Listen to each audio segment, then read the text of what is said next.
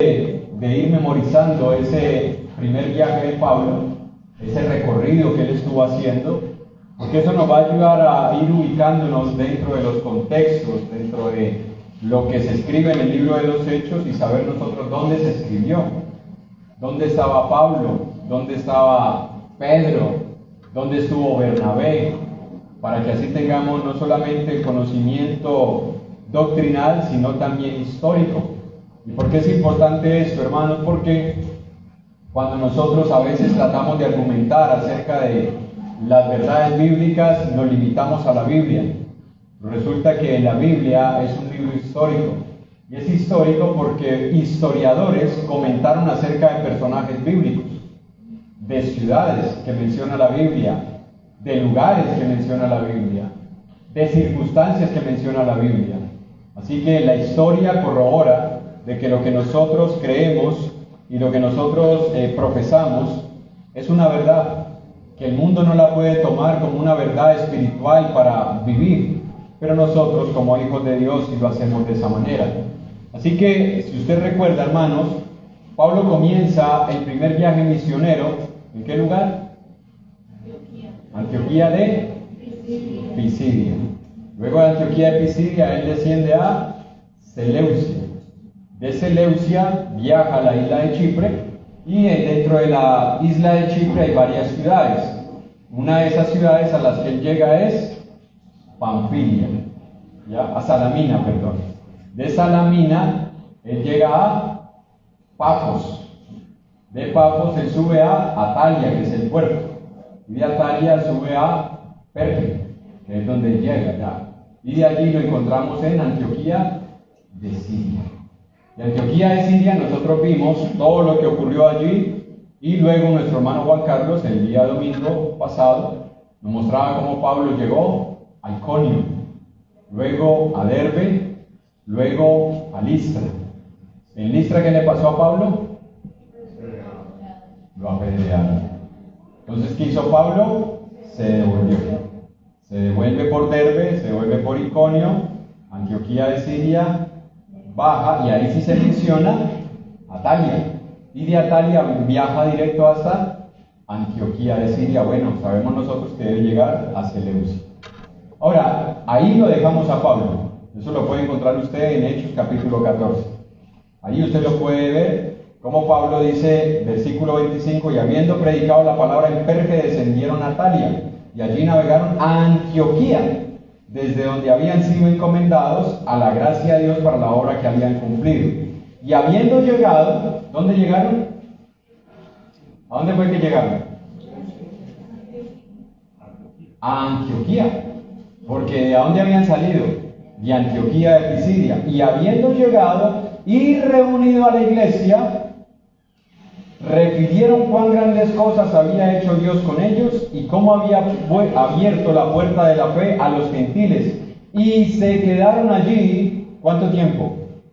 Mucho tiempo con los discípulos. No sabemos ese tiempo, algunos historiadores colocan que fueron más o menos unos 2 años más que se quedaron allí, antes de volver a iniciar el segundo viaje misionero. Más o menos son los datos que arroja la historia. Ahora, hoy vamos a entrar al capítulo 15. Ya nos conectamos, ¿no? Yo espero que nos hayamos conectado. Ya hicimos el viaje en nuestra mente y ya estamos nuevamente en Antioquía de Pisidia. Vamos a orar y después de la oración vamos a continuar con la meditación de la palabra en Hechos 15.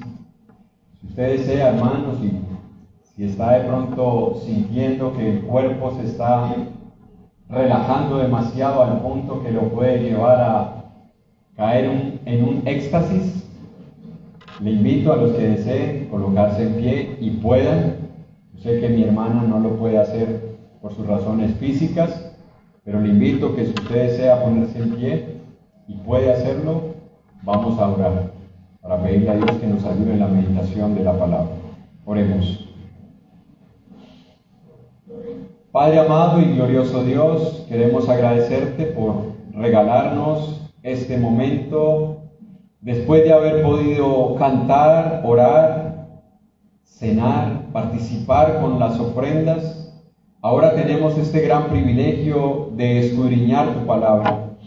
Esa palabra que es viva y eficaz, esa palabra que es más cortante que toda espada de 2 filos.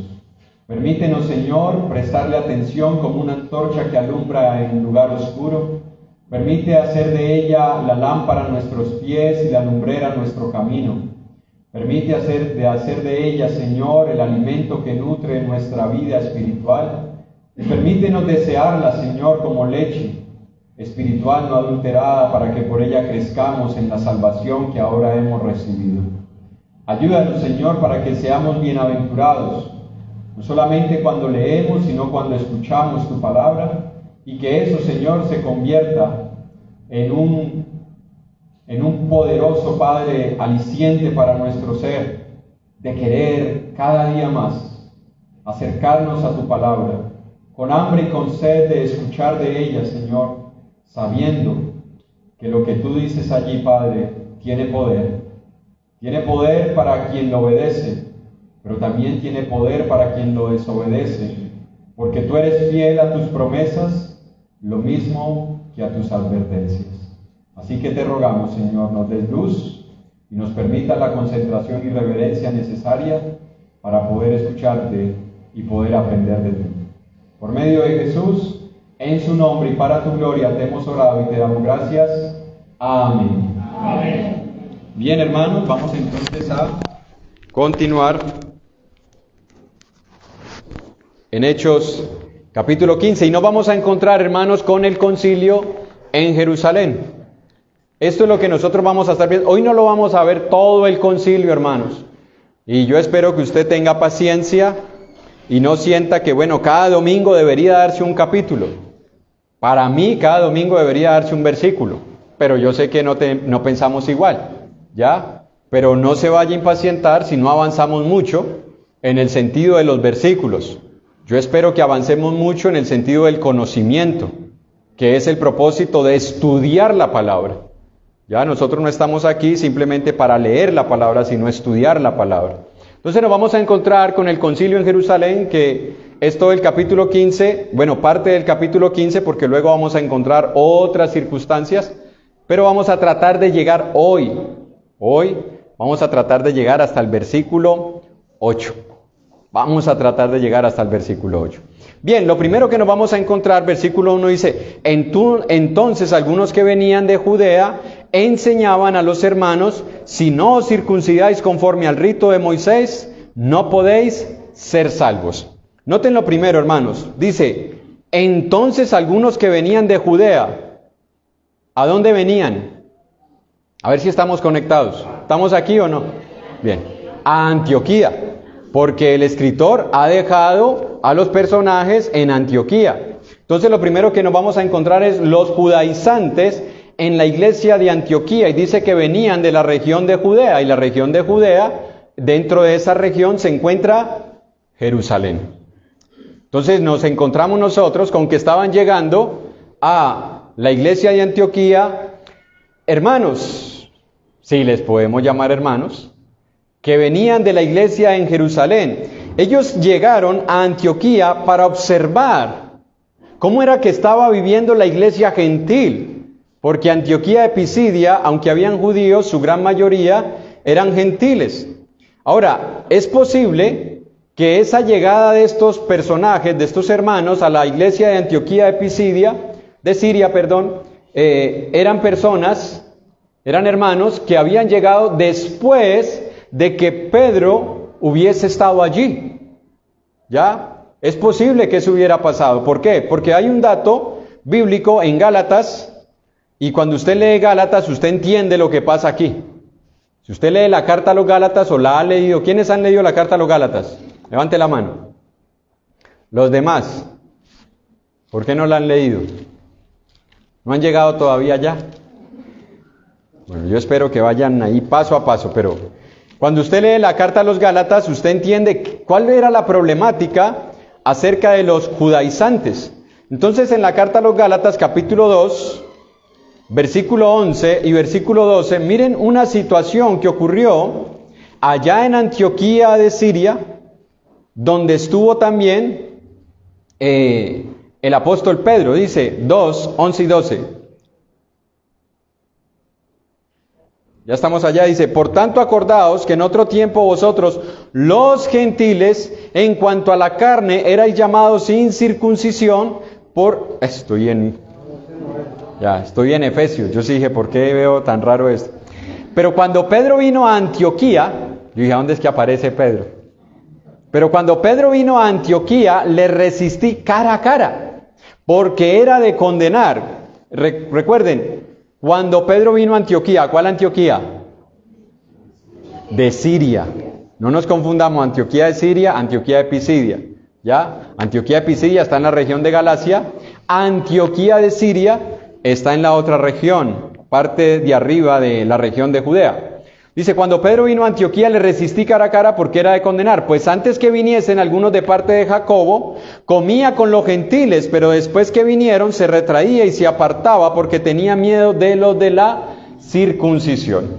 Y yo digo que esto tuvo que haber ocurrido después de esta visita, que vinieron estos hermanos de Antioquía. ¿Por qué? Porque ahora nos vamos a encontrar en el concilio y ya Pedro tiene otra postura. Y los hermanos a los que se mencionan aquí de parte de Jacobo aquí se cree que es el hermano de Jesús, que es el mismo Santiago que escribe la carta de Santiago, no el otro Jacobo. Recuerden que a Jacobo el mayor lo mataron y el otro Jacobo el menor fungió como apóstol. Hay dos Jacobos.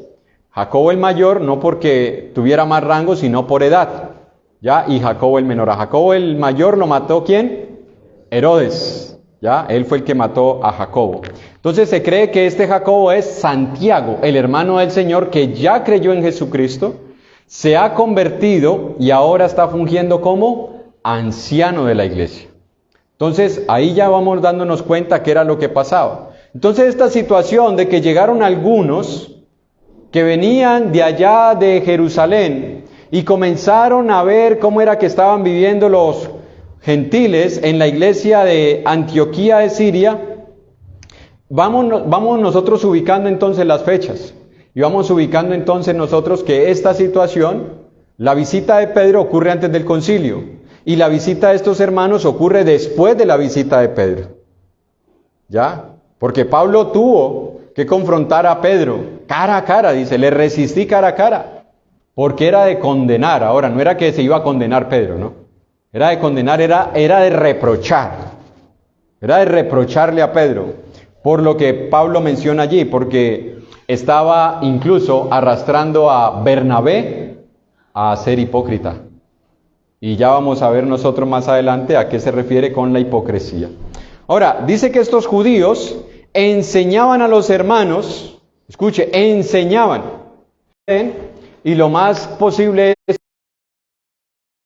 ellos vienen de la iglesia madre, como en algún tiempo aquí en Colombia venía un hermano de Estados Unidos. No, el hermano es el que trae la sabiduría y hay que abrirle puertas y púlpito, y no importa si después tenemos que recoger pedazos que deja por doctrinas erradas. Bueno, posiblemente estos hermanos pensaron eso. No, pues llegó un hermano de Jerusalén, ellos son los que traen la verdad. Y entonces le abrieron puertas y dice que estos comenzaron a enseñarle a los nuevos convertidos, gentiles, si no se circuncidan conforme al rito de Moisés, no pueden ser salvos. Ahora, ¿por qué les abrieron puerta a estos personajes? Porque ellos habían profesado fe en Jesucristo, allá en Judea, allá en Jerusalén. Ellos habían dicho, sí, nosotros creemos en Jesucristo, pero seguían aferrados a la ley. Escuche, se convirtieron al Señor, pero seguían aferrados a la ley. Y ahora vamos a ver que el problema no era que siguieran aferrados a la ley, sino que el problema era querer obligar a otros a guardar la ley. Ese era el problema. Y note lo que tuvo que hacer Pablo en su momento cuando estos vinieron y comenzaron a enseñar. Vuelva hacia Gálatas, capítulo 2, versículo del 1 al 5. Mire lo que estaba pasando. Hasta dónde estaba llegando la situación de estos judaizantes, que miren cuál fue la postura que tuvo que tomar el apóstol Pablo, y ahora vamos a ver que parece una aparente contradicción con otra postura que tuvo Pablo y otro tipo de comportamiento. Dice Gálatas 2, del 1 al 5, dice, después, pasados 14 años, subí otra vez a Jerusalén con Bernabé, llevando también conmigo a Tito. Pero subí según una revelación, y para no correr o haber corrido en vano, se cree, hermanos, que esta subida es el concilio, porque fue 14 años después. Entonces, según esto, Pablo se convierte en el año 37, más 14, 51. ¿Cuándo fue el concilio? En el 51. Entonces dice, después pasados 14 años subí a Jerusalén. Y para no haber corrido en vano, expuse en privado. Ahorita vamos a ver esta reunión en privado. A los que tenían cierta reputación, y ahorita vamos a ver quiénes eran los que tenían cierta reputación, en el evangelio que predico entre los gentiles. Mas ni aun Tito, que estaba conmigo, Tito sube también allá, con todo y ser griego, fue obligado a circuncidarse. Mire, estaban obligando a circuncidar. Y esto a pesar de los falsos hermanos. Por eso yo decía, no sé si les llamamos hermanos. Porque Pablo les dice, falsos hermanos, introducidos a escondidas, que entraban para espiar nuestra libertad que tenemos en Cristo Jesús, para reducirnos a esclavitud, a los cuales ni por un momento accedimos a someternos, para que la verdad del evangelio permaneciese con nosotros. Entonces noten cuál era la problemática. No sé si están conectando las ideas. ¿Sí? ¿Estamos conectando? Estamos ahí ubicados, ¿no? Bien. Entonces, ¿qué es lo que pasa? Estos falsos hermanos, como los llama Pablo, llegan a Antioquía de Siria. Les dice, mire, si ustedes no se circuncidan, no son salvos. Pero venga, hermano, es que yo me bauticé. No importa, ahí se bautizó. Tiene que circuncidarse. Porque hay un rito. Y ese rito dice que para nosotros poder hacer parte del pueblo de Dios necesitamos ser circuncidados. Si ustedes no son circuncidados, porque los gentiles no eran circuncidados. Entonces aquí se presenta un problema por la entrada de los gentiles, igual que puede ocurrir hoy día, hermanos, donde algunos tratan de colocar, aparte de lo que enseña la palabra de Dios, que es el evangelio, para que usted pueda ser salvo, comienzan a colocarle otro tipo de condiciones para salvarse. Ejemplo, la religión tradicional, popular, mundial, ¿qué enseña? Aparte de lo que ellos muestran de que es creer en Cristo, creer en la Trinidad y el bautismo de infantes, le enseñan una serie de dogmas que son necesarios para recibir la salvación. Primera comunión. ¿Quién hizo aquí primera comunión? Levante la mano. No les dé miedo, no se preocupen que no, por eso no van a ser condenados. ¿Quién hizo confirmación? ¿Quién se confesaba? ¿Los demás les daba miedo confesarse o qué? Bueno, ahorita hay que confesarse. Santiago 5:16 dice, confesaos vuestras ofensas unos a otros y orad unos por otros para que seáis sanados. Aquí vamos a hacer un confesionario para el que desee. Aquí lo recibimos y colocamos un micrófono con bafle para que escuchen los demás. Porque dice, es unos a otros, no solamente a uno, ¿no? Bueno, pero enseñan todas esas cosas. Luego nos comenzaron a colocar penitencias. ¿Quién pagó penitencias? Ahora, vámonos al mundo evangélico. En el mundo evangélico también se han colocado una serie de condiciones. Ejemplo, y escuche, esta no es bíblica, pero muchos no sé cuántos la hicieron. Oración de fe. ¿Quién hizo oración de fe aquí? No le dé pena. Eso no está en la Biblia, ni hace parte del evangelio, pero lo enseñaron.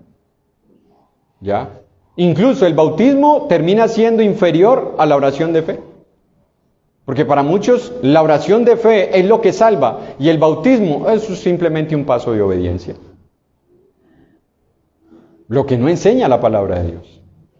Luego ya nos convertimos. Bueno, antes de convertirnos, personas que llegan a la iglesia y entonces la persona dice, mire, yo he entendido el evangelio, quisiera ser bautizado. Y le dice, no, pero venga, cuéntenos su vida. ¿Usted qué hace? No, esto y esto. No, hasta que usted no deje ese pecado no se puede convertir. Es que precisamente el bautismo es para el perdón de los pecados. Luego con la ayuda del Espíritu Santo es que dejamos el pecado. Porque si le decimos a la persona, primero debes dejar el pecado para ser bautizado, lo que le estamos diciendo es, tú te puedes limpiar sin la sangre de Cristo. Y eso es un tremendo error. Tremendo error. que nosotros cometemos. La persona sí debe entender lo que es arrepentimiento y que a partir del día que se convierte al Señor debe dejar todo pecado. No es irlo dejando paso a paso. O yo no me imagino que usted tenga su pareja le haya sido infiel y le diga, mira mi amor, perdóname. ¿Me perdonas? No, pues no sé si estás arrepentido. Sí, estoy arrepentido. Ah, bueno, te perdono. Y yo tenía un amante y me veía con ella 3 días a la semana. Te prometo que la voy a ver solo una vez a la semana. Dentro de un mes la voy a ver solo 2 veces al mes. Y así poco a poco la voy a ir dejando.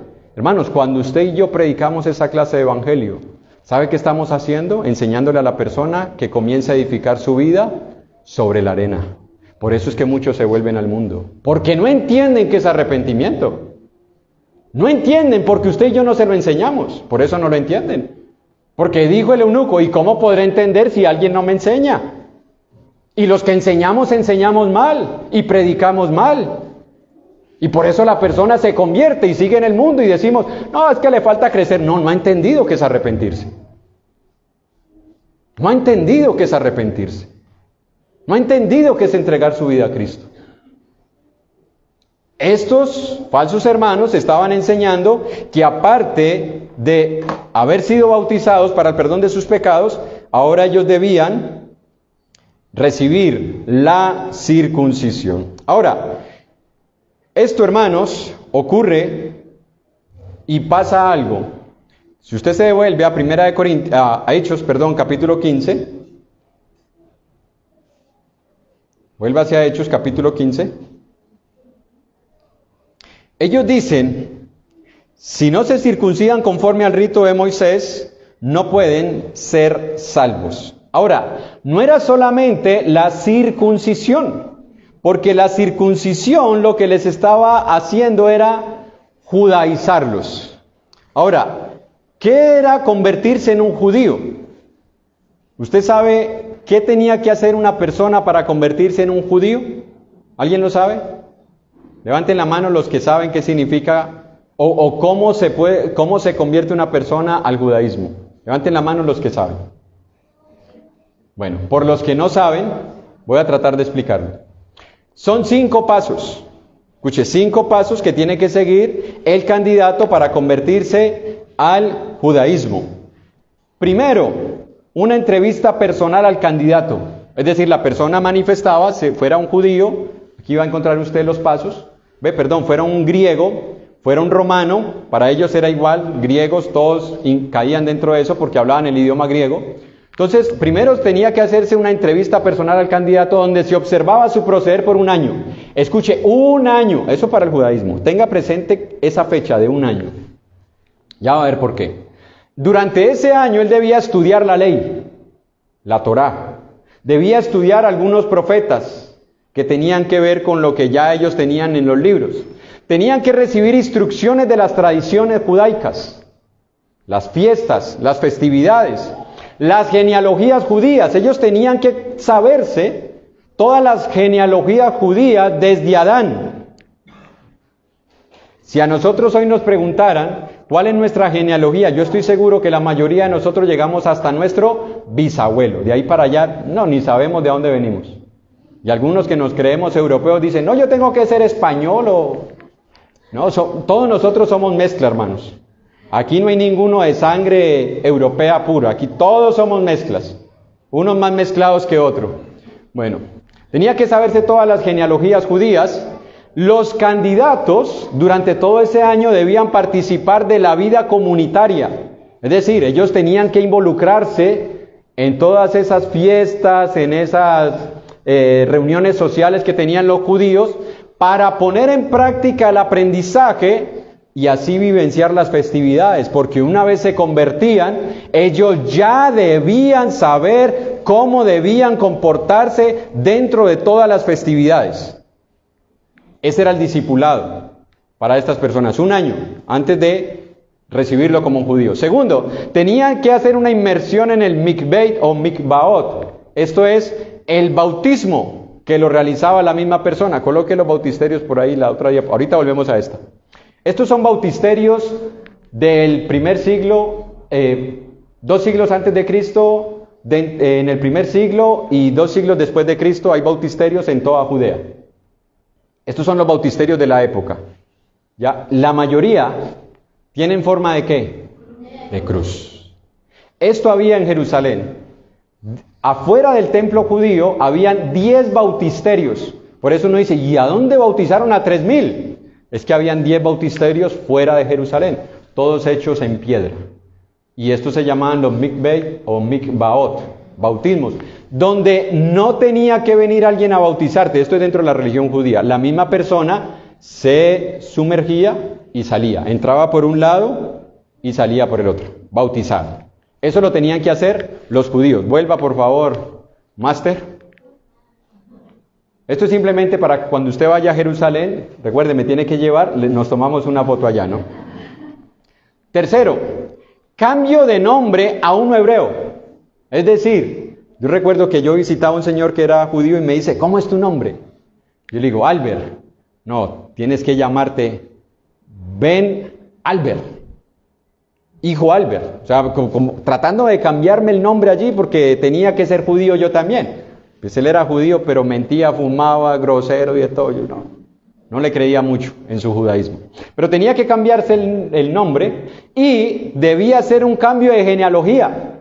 Es decir, ahora la genealogía de él no era la de su familia natural. Ahora él debía adquirir una genealogía donde pudiera identificarse con una rama judía. Él tenía que hacer ese cambio. ¿Recuerdan que Jesús dijo, ¿quién es mi madre y mis hermanos? Él enseñó. ¿Quién es ahora tu familia? Hermano, es que yo no fui a una reunión de la iglesia porque tenía una reunión familiar. Un judío no hacía eso. Un judío no hacía eso. Para él había un cambio de familia. Él ahora hacía parte de la familia judía. Para un cristiano, con mayor razón, porque somos miembros de la familia de Dios. Cuarto, la circuncisión. La circuncisión se hacía con piedra y cuchillo. Se colocaba una piedra por debajo. ¿Quién no sabe lo que es circuncisión? Levante la mano el que no sepa qué es circuncisión. Que no sepa. ¿Los demás saben qué es circuncisión?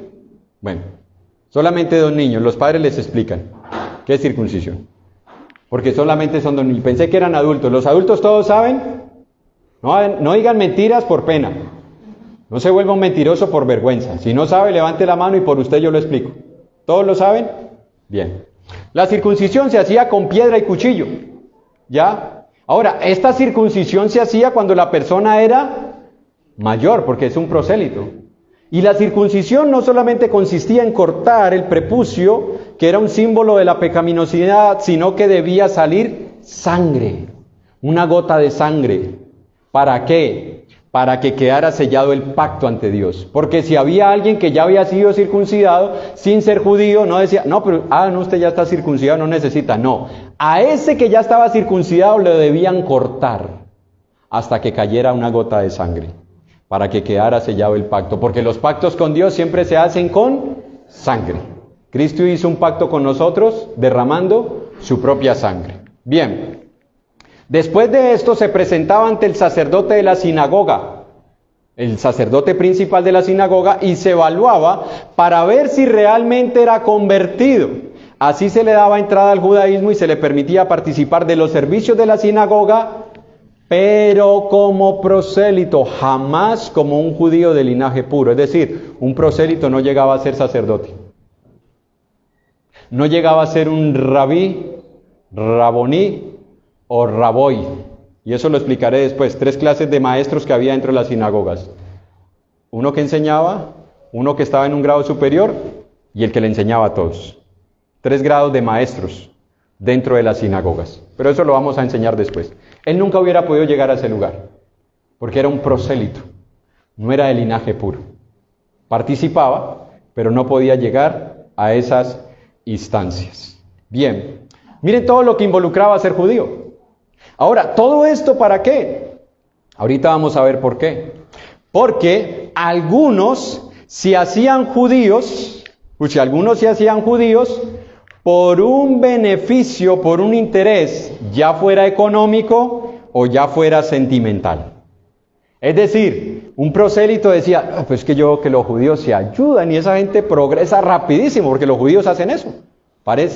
Recuerde que muchos judíos, o más bien muchos del sector de la región antioqueña, tienen ascendencia o descendencia, ¿es que se llama? Descendencia judía. Y ellos tienen algo de eso y ellos se ayudan. Un paisa monta aquí un puesto de arepas y no importa si le montan competencia, le ayuda. El caleño no. El caleño le llama a ordenamiento público. Vea, yo sí tengo permiso, no, quítelo. Los judíos no hacían eso. Los judíos se ayudaban. Entonces veían estos prosélitos, pero esta gente progresa, se ayuda. Porque ellos se prestan y cuando ven que no pueden pagar, le regalan el plante para que comience. Entonces muchos decían, no, pues yo me voy a convertir en judío, voy a salir de pobre. Y se convertían al judaísmo. Otros veían a las mujeres judías. Decían, las mujeres de allá son puras, bien educadas, respetuosas, sujetas. Yo me voy a convertir en judío para conquistarse una muchacha. Y entonces por eso ellos llegaban y tenían que hacer toda esa evaluación. Y usted dirá, no hermano, yo no creo. Incluso ellos estaban dispuestos a someterse, a circuncidarse después de adultos, sabiendo que eso es tan doloroso, hermano. Sí, lo hacían. Y se lo voy a mostrar bíblicamente. Váyase a Génesis, capítulo 34, y yo creo que ya sabe cuál es la historia, ¿no? Génesis, capítulo 34. La historia es la deshonra de Dina. Dina es una hija de Jacob. Jacob, aparte de los 12 hijos, que son los 11 hijos, que son las 12 tribus que luego se conforman, y usted va a ver que por qué se conforman 12 tribus. Bueno, porque los hijos de José no tiene heredad, pero los 2 hijos de José terminan supliendo la heredad de José y de otro que faltaba, así que se conformaron las 12 familias de Israel. Y dentro de ellos estaba también Dina. Entonces la historia cuenta que Dina estaba por ahí paseando, muchacha muy bonita. La vio este hombre, Siquem, y se enamoró de la muchacha. Le gustó la muchacha. Le fascinó la muchacha. Porque era una muchacha bien portada, bien respetuosa, bien bonita, obediente, sujeta, colaboradora en la casa, no andaba todo el día con el celular, no andaba metida en redes sociales y el corral de los animales sucio. No, era una muchacha que ayudaba en casa. Eso lo va a enseñar en el noviazgo de los muchachos cuando toquemos acá algo sobre esto. Entonces, ¿qué pasó? Dice que ocurrió con esta muchacha que este hombre la vio y no se aguantó. La vio y dijo, no, yo la tengo que tener. Y fue y se acostó con ella y la deshonró. Él es un pagano, un cananeo. Ella es una mujer judía. No podían emparentar. Así que note lo que cuando Jacob se da cuenta de esto, no le dice nada a nadie, llama a los hijos y les dice, bueno, ¿qué vamos a hacer? Y los hijos dicen, ya sé qué vamos a hacer, vamos a proponerles esto. Versículo 22. Dice, mas con esta condición consentirán, esto está hablando este hombre, Siquem dice, con esta condición consentirán estos hombres en habitar con nosotros, para que seamos un pueblo que se circuncide todo varón de entre nosotros, así como ellos son circuncidados. Su ganado, sus bienes y todas sus bestias serán nuestros. Solamente vengamos con ellos y habitarán con nosotros.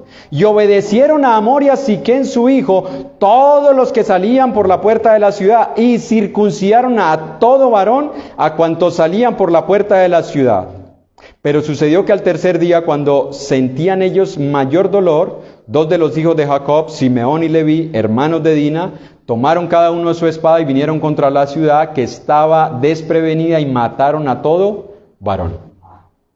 Noten, ¿qué dijo? ¿Cuál es la condición para yo estar con la muchacha?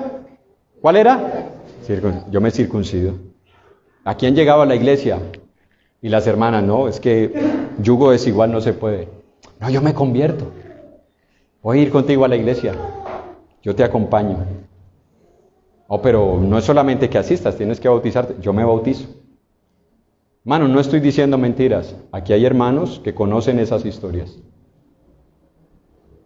Ya no están ni él ni ella. Porque a veces es más fácil que el mundano se lleve al creyente que el creyente traer al mundano. ¿Qué tengo que hacer? Bautizarme, yo me bautizo. ¿Qué tengo que hacer? Acompañarte, yo te acompaño. Estos estuvieron dispuestos a circuncidarse, y no solamente ellos, a circuncidar un montón de gente. Porque dijeron, ay, aquí hay un beneficio económico y sentimental. Me llevo la vaca, perdonen la expresión, me llevo la vaca y me gano el corral. Me llevo los tesoros, me llevo la muchacha. Manos, por eso los judíos no le iban dando entrada a las personas simplemente porque decían, sí, yo quiero ser judío. No, señor. Se observaba un año para ver si realmente era convertido. Por eso los judíos querían imponer esto acá. Ahora, los judíos no habían entendido que Cristo es el cumplimiento de la ley. Los judíos no habían entendido esto. Ellos pensaban, no, si Cristo vino y podrá ser el Mesías, pero la ley sigue. Y por eso ellos seguían restringiendo la entrada de los gentiles a las reuniones de sinagoga, que ahora se estaban convirtiendo ya no en sinagogas, sino en iglesias de Cristo. Escuche, las sinagogas se convertían en iglesias de Cristo. Usted dirá, bueno, ¿y cómo los hermanos comenzaron a conseguir dónde reunirse? Simplemente se convertían incluso los sacerdotes, y entonces ya no era sinagoga judía. Ahora era, aquí se reúne la iglesia de Cristo. Aquí se reúne la iglesia de Cristo. Desde el primer siglo, así es como se ha identificado a la iglesia del Señor. Por eso algunos dicen, hermano, pero es que uno decir que la iglesia de Cristo es la única, si usted no lo cree, no lo crea, yo lo creo. La iglesia de Cristo es la única y faltan más hombres y predicadores que estemos dispuestos a defender esa verdad y no convertirnos en ecuménicos religiosos por no ofender conciencias. Falta hombres de verdad, hermanos, en los púlpitos. Porque ahora le decimos iglesia a cualquier cosa. No, cuando se convertían. Y en esos lugares se reunía la iglesia de Cristo, hermanos. Allí era donde se adoraba a Dios. Porque se honraba a Dios y se obedecía a su palabra.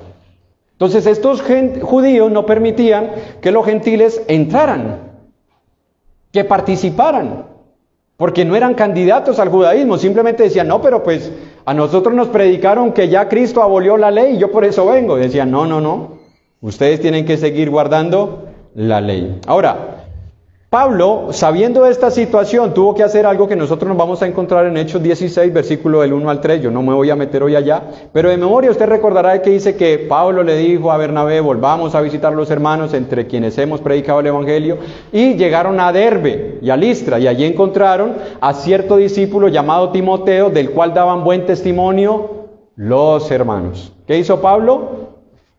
Quiso Pablo que fuese con él y le circuncidó. Y el versículo 3 dice, ¿por qué le circuncidó? A causa de los judíos. ¿Por qué circuncida a Timoteo y no circuncida a Tito? Porque Gálatas 2 dice, Pablo, yo no circuncidé a Tito, a pesar de que querían obligarnos. Pero a Timoteo, Pablo voluntariamente decide circuncidarlo. ¿Por qué? Porque se cree que Tito no tenía descendencia judía, pero Timoteo, sí. Era de madre judía y de padre griego. Por ser hijo de un griego, jamás hubiera podido entrar a una sinagoga libremente. Jamás. ¿Qué hace Pablo? Lo circuncida para que ya no haya estorbo y él pueda entrar a las sinagogas. ¿Por qué? Porque Pablo llegaba con Timoteo y decía, yo soy judío, soy Saulo de Tarso. Saulo de Tarso, bienvenido, bien puede decir. ¿Usted quién es? Timoteo, ¿hijo de quién? De una judía. ¿Y su padre? ¿Quién es? No, un griego, afuera, espérelo. Eso hacía. No, pero yo soy judío. Venga acá. Lo metían a un rinconcito y lo evaluaban. ¿Qué le evaluaban? La circuncisión. Muestre. Y si la circuncisión era reciente, le decían, todavía no puedes entrar. Porque es posible que fuera un mecanismo para engañar. No lo dejaban entrar. Entonces con Timoteo sí lo hace. ¿Por qué? Porque él sí tenía descendencia judía. Y por eso es que Pablo le tiene que decir en primera de Timoteo que no se enreden en genealogías.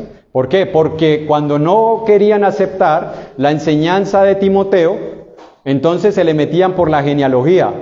A ver, Timoteo, ¿quién es su papá?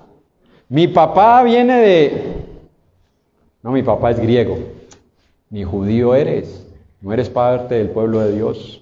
No, pero mi mamá es judía. Recuerda que la genealogía viene por el padre, no por la madre. Por eso es que los apellidos van ¿por dónde? Por el padre, no por la madre. ¿Ya? Incluso hubo una época donde el nombre se le cambiaba a la mujer el apellido. Ejemplo, Rosa Margarita Pérez era esposa de Sánchez, ahorita era Rosa Margarita de Sánchez. De Sánchez. Eso se comenzó a cambiar. Incluso hay algunas casadas que aparecen en los Facebook como solteras. ¿Por qué no muestran que son casadas? ¿Les da pena? ¿Siguen buscando marido? ¿Siguen buscando marido? Usted ya tiene un hombre, ya está casada. Identifíquese como casada. Hay una pertenencia. No, hermano, es que a mí me gusta así. Bueno, es posible que te guste así, pero ¿te da pena identificarte como una mujer casada? ¿Quieres mostrarte como soltera? Entonces no te cases. No te cases. Pero si ya estás casada, acepta la realidad. Acéptala, de que ya eres una mujer casada. Ahora, versículo 2. Dice, como Pablo y Bernabé, ya se acabó el tiempo. No vamos a llegar sino al 3. Como Pablo y Bernabé tuviesen una discusión y contienda no pequeña con ellos, se dispuso que subiesen Pablo y Bernabé a Jerusalén y algunos otros de ellos, estos algunos otros, puede referirse a Tito, y aquí están las explicaciones de lo que significa discusión. Es un análisis. A veces nosotros creemos que discusión, ay hermano, ellos están peleando. No, no es pelear. Discusión es, hay un intercambio de ideas. ¿Ya? Eso es Ahora, si ya hay ofensas, agravios, insultos, amenazas, eso ya es una pelea. Pero la discusión se puede dar. Y contienda, un debate. Es decir, bueno, vamos a poner los argumentos. Estos son tus argumentos, estos son mis argumentos, eso es un debate. Vamos a debatirlos, a ver cuál de los dos es acertado. Dice, no pequeña con ellos, se dispuso que subiesen Pablo y Bernabé a Jerusalén y algunos otros con ellos. Es posible que Tito estaba allí, porque recuerden que Gálatas 2 dice que subí 14 años después, llevando consigo a Tito, a los apóstoles y a los ancianos para tratar esta cuestión. Esto es el concilio en Jerusalén, hermanos. Año 51. Ahora, la iglesia, ¿la iglesia de dónde? De Antioquía de Siria. Bien. Acuerda que Pablo, Bernabé y algunos otros hermanos, Tito, y los falsos maestros, los judaizantes que habían llegado allá, viajen a Jerusalén para tratar ese problema. Escuche, la iglesia dispone, vea, ¿sabe qué? Esto aquí nosotros no lo vamos a poder solucionar. Váyanse a Jerusalén. Y allá ese problema se va a solucionar. Ahora, ¿por qué ir a Jerusalén? Máster, ¿por qué viajar a Jerusalén? Hay varias razones, hermanos. Primero, porque los judaizantes, ¿de dónde habían salido? De allá. Bueno, vamos a ver quién fue que les dio orden para que vinieran acá a enseñar esto. Pues vamos a Jerusalén. ¿Ya? Porque eso es lo más lógico, ¿no? Cuando viene alguien de una congregación a enseñar y no sabemos de cómo salió de allá, lo mejor es preguntar cómo salió de allá. Porque no sabemos si de allá salió por enseñar algo falso y ahorita quiere introducirlo también acá. Vamos a escuchar qué informan los hermanos allá. Entonces, vayan a Jerusalén. Segundo, porque allí estaban el resto de los apóstoles. Digo el resto porque Pablo es un apóstol. Y digo el resto porque Jacobo ya está muerto. Entonces allí está el resto de los apóstoles y los ancianos de la iglesia en Jerusalén, dentro de los cuales está Jacobo. Y dice que este venía de parte de Jacobo, según Gálatas. Ahora, debían ser ellos, los apóstoles, los que debían, con la inspiración del Espíritu Santo, enseñar qué hacer en este asunto. ¿Por qué debían ser ellos, hermanos? Porque era a ellos a quienes se les estaba revelando la verdad, la doctrina. Era a ellos a quienes se les había prometido el Espíritu Santo de que les ayudaría a recordar todas las cosas que Jesús hizo y también a enseñarles toda la verdad. Entonces debían ir a Jerusalén. Esto no es para tomarlo hoy como ejemplo. No, hermano, vámonos a una iglesia más grande a preguntar. No, porque es que ya la verdad quedó revelada.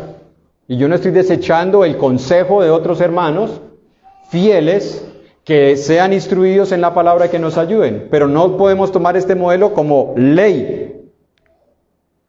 No, esto tiene una situación especial. Toda la doctrina no está revelada.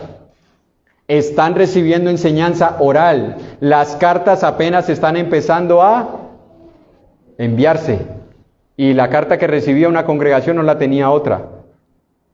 Todavía no está todo eso. Entonces ellos ¿qué decían? Vamos a Jerusalén para que no los apóstoles y los ancianos nos digan qué hacer, sino que el Espíritu Santo los utilice a ellos para que nos digan qué debemos hacer. Y fue lo que ocurrió, versículo 28. Avanzamos bastante ya. No, mentira, no. Solamente el 28 como referencia. Versículo 28 dice, porque ha parecido bien, ¿a quién?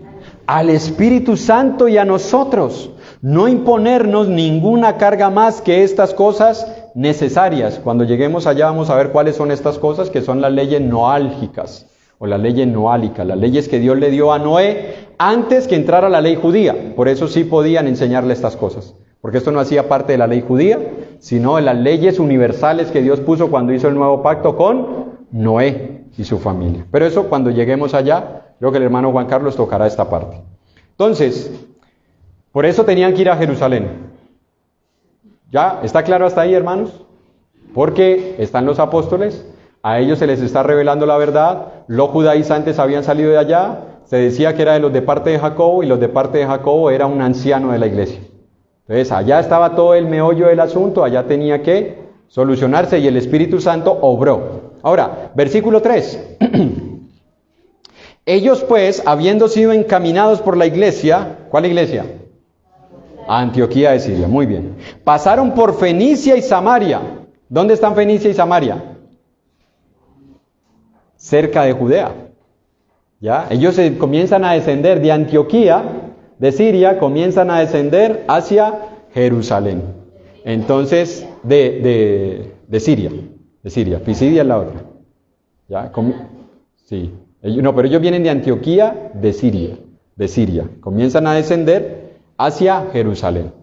Y cuando van pasando por allí dice que había una iglesia en Fenicia. No sabemos quién la fundó, pero en Samaria sí sabemos quién la fundó. ¿Quién fundó la congregación? Bueno, ¿quién fundó? No. ¿A quién usó Dios para que se iniciara la obra en Samaria? A Felipe el Evangelista. Felipe el Evangelista.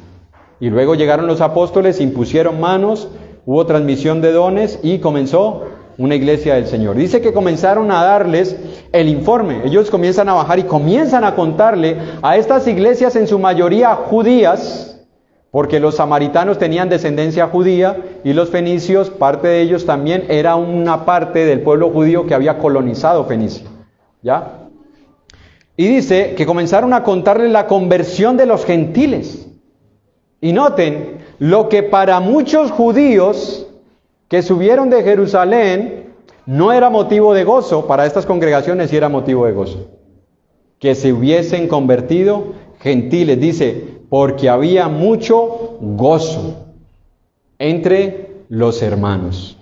Ahora, ahí aparece una palabrita, siendo encaminados.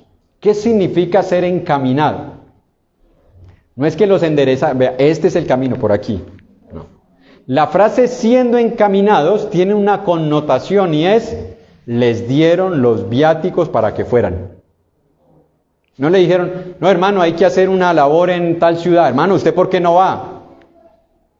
Así. O sea, me llego allá al aeropuerto y le digo, mire, es que yo vengo a hacer una labor y me mandaron. Tiquete, no lo he comprado, pero me mandaron. Viáticos, no lo tengo, pero me mandaron.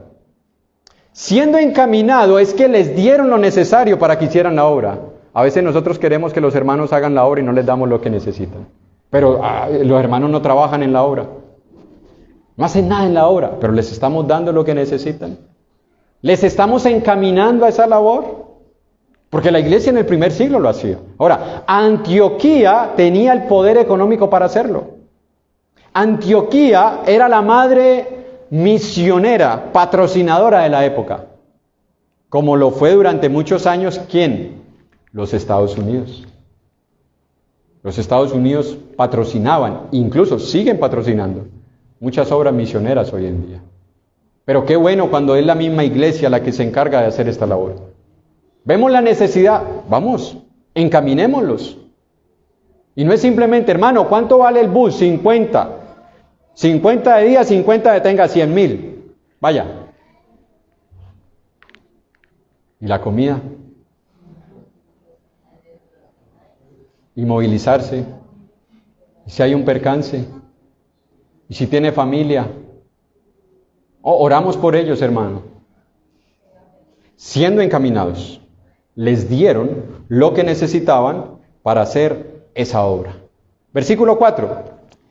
El recibimiento de la iglesia, los apóstoles y los ancianos en Jerusalén. Dice, y llegados a Jerusalén fueron recibidos por la iglesia y los apóstoles y los ancianos y refirieron todas las cosas que Dios había hecho con ellos. Noten cómo comienza a mencionar al grupo de personas allá. ¿Por quiénes comienza? Por la iglesia. ¿Por qué no dijo y la iglesia y listo? Sino que dice la iglesia, los apóstoles y los ancianos. Pregunta, ¿los apóstoles y ancianos no hacen parte de la iglesia? ¿Sí o no? ¿Los apóstoles son toda la iglesia? ¿Los ancianos son toda la iglesia?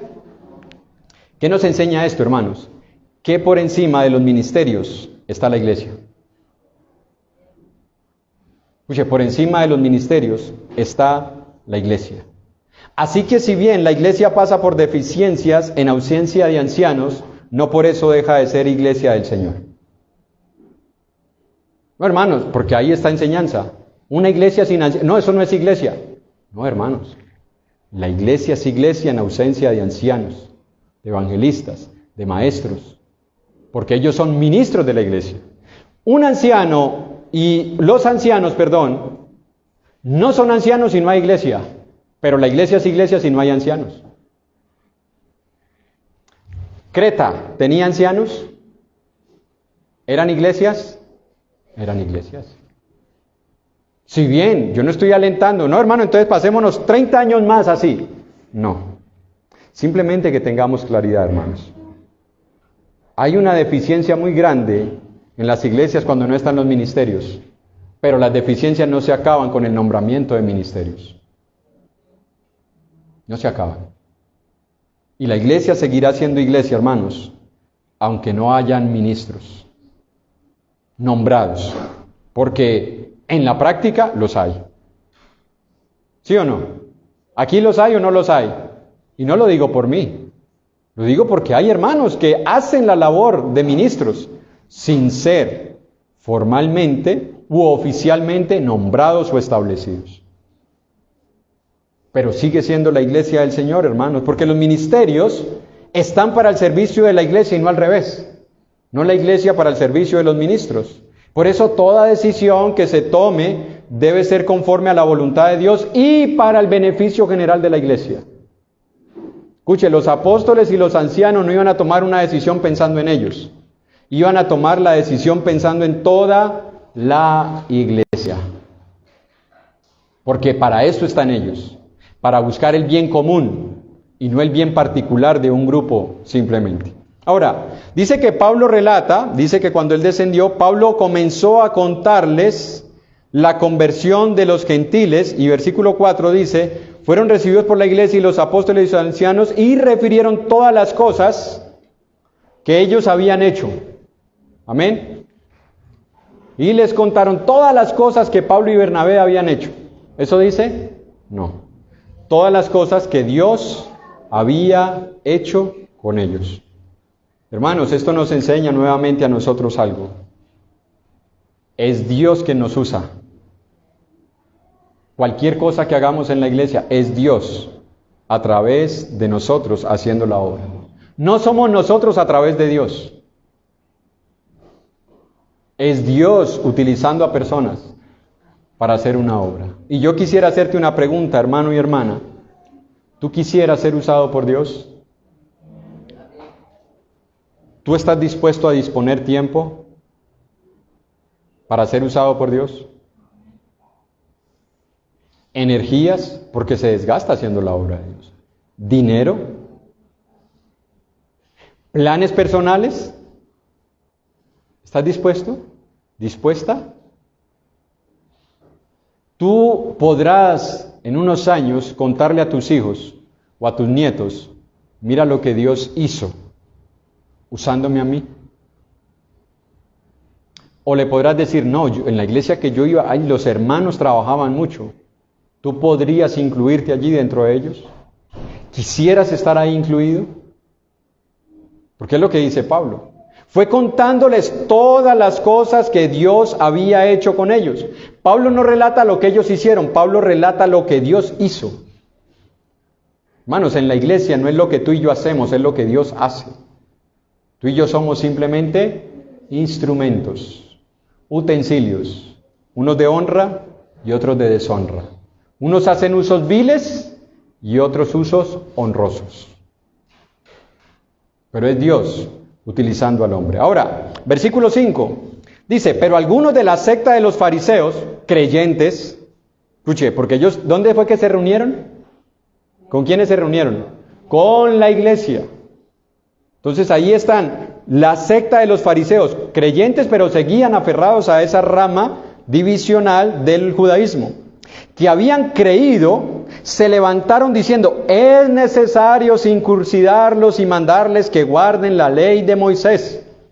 Otra vez están aquí los judíos diciendo, acá lo mismo que enseñaron allá.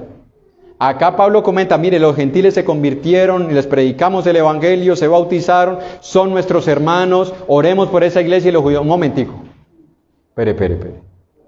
Habrán creído, pero ellos necesitan ser circuncidados. Está la reunión con los apóstoles, está la reunión con los ancianos, están todos ellos escuchando, y estos hombres colocan sobre la mesa esa postura doctrinal, porque es una postura doctrinal.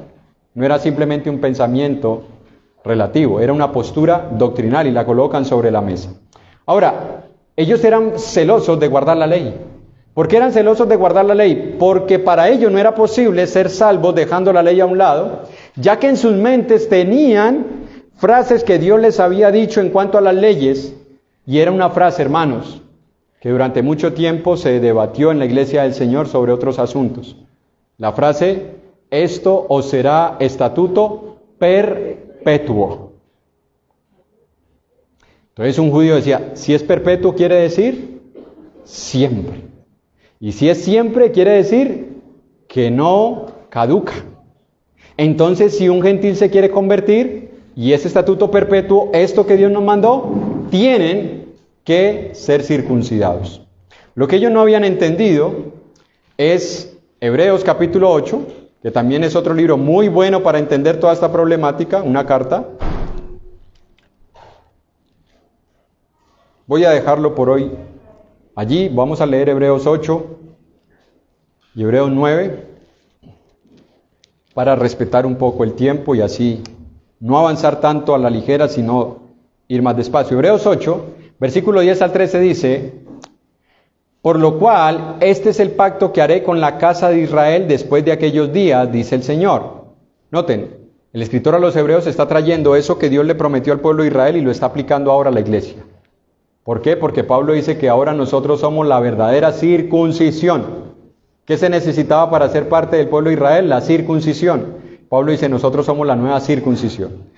Entonces dice, pondré mis leyes en la mente de ellos, y sobre su corazón las escribiré, y seré a ellos por Dios, y ellos me serán a mí por pueblo. Y ninguno enseñará a su prójimo, ni ninguno a su hermano, diciendo, conoce al Señor, porque todos me conocerán, desde el menor hasta el mayor de ellos, porque seré propicio a sus injusticias, y nunca más me acordaré de sus pecados y de sus iniquidades. Verso 13. Al decir nuevo pacto, ¿qué pasa?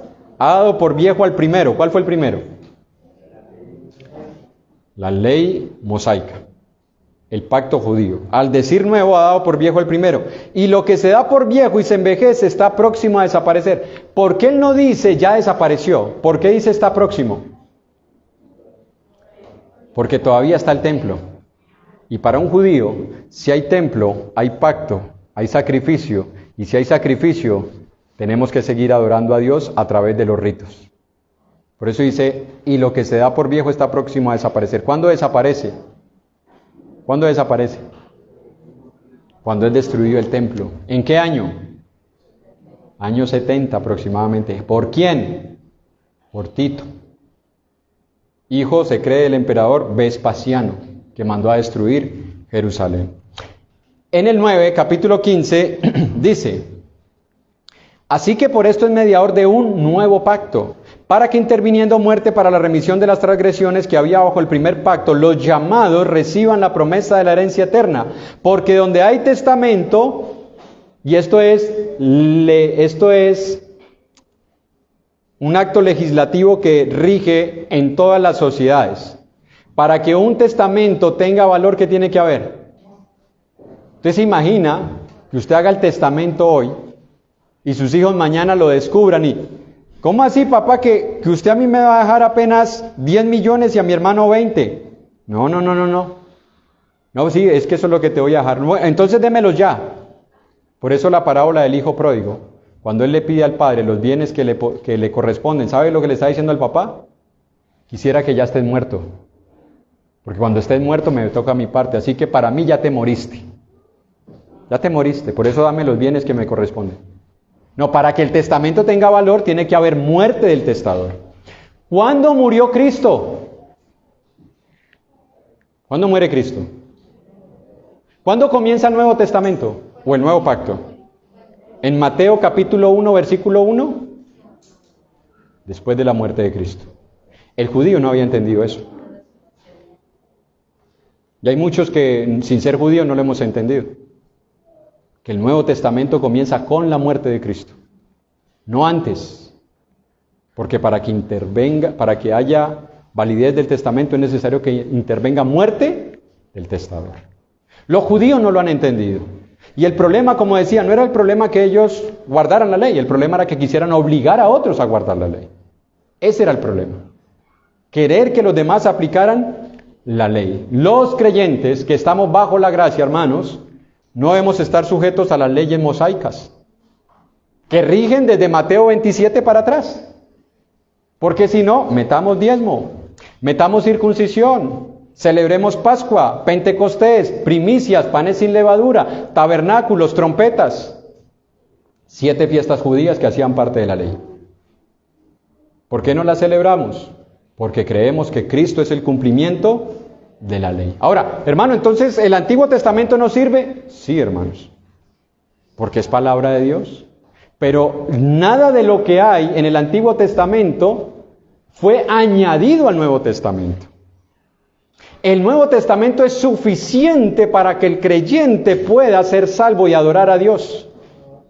Todo lo que está en el Nuevo Testamento, hermanos, es suficiente para que el hombre sea salvo y adore a Dios. Ahora, ¿no leemos el Antiguo? Por supuesto que lo leemos, pero no lo tomamos como una ley para nosotros. Ahora, sí vamos a ver, Hechos capítulo 15, las leyes noálicas, que esas todavía aplican, y vamos a ver por qué esas sí aplican, pero no hacen parte de la ley que se le dio a Moisés, sino que esas fueron antes de que entraran a conformar el pueblo judío. Pero leyes que están en el Antiguo Testamento las seguimos obedeciendo. ¿Cuál? No hurtar. ¿Eso dónde está? En la ley. ¿Está en el Nuevo Testamento? Por supuesto. No matar. ¿Está en la ley? ¿Está en el Nuevo Testamento? Por supuesto. No decir falso testimonio. ¿Está en la ley?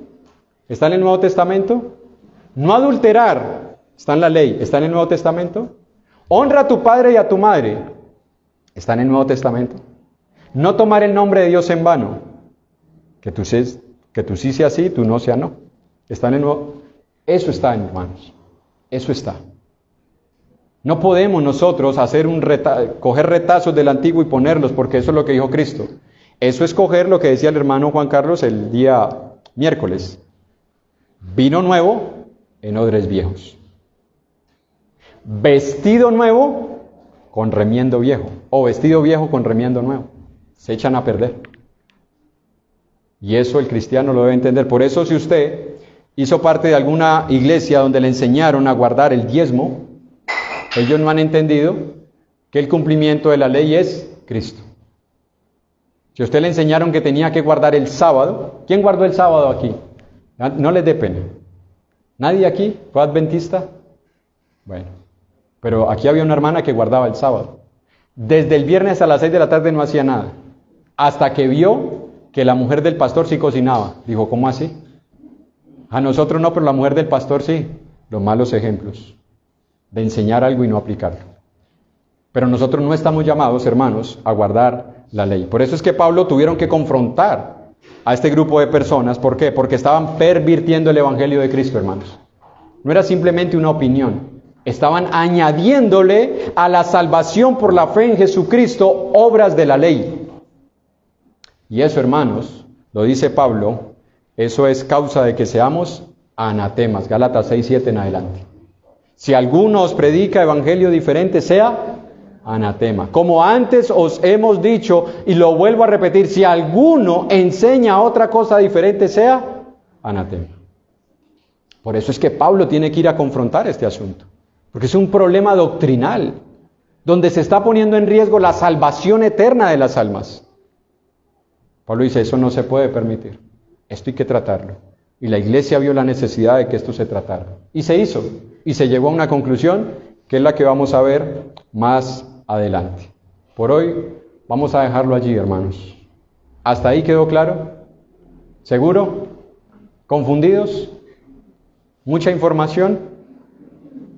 ¿Mucha información? ¿O está bien? ¿Se puede digerir? Bien. Si no entendió todo, hermano, le invitamos a que vuelva a escucharlo nuevamente. Biblia en mano, medítelo, repáselo, escriba. Si no alcanzó aquí a tomar notas, tómelas en su casa para que podamos entender esto. Y la próxima vez que vamos a volver a tocar este tema, tengamos la idea, el hilo de pensamiento, y podamos seguir avanzando en lo que es conocer la iglesia a la cual usted y yo pertenecemos. Dios les bendiga, hermanos.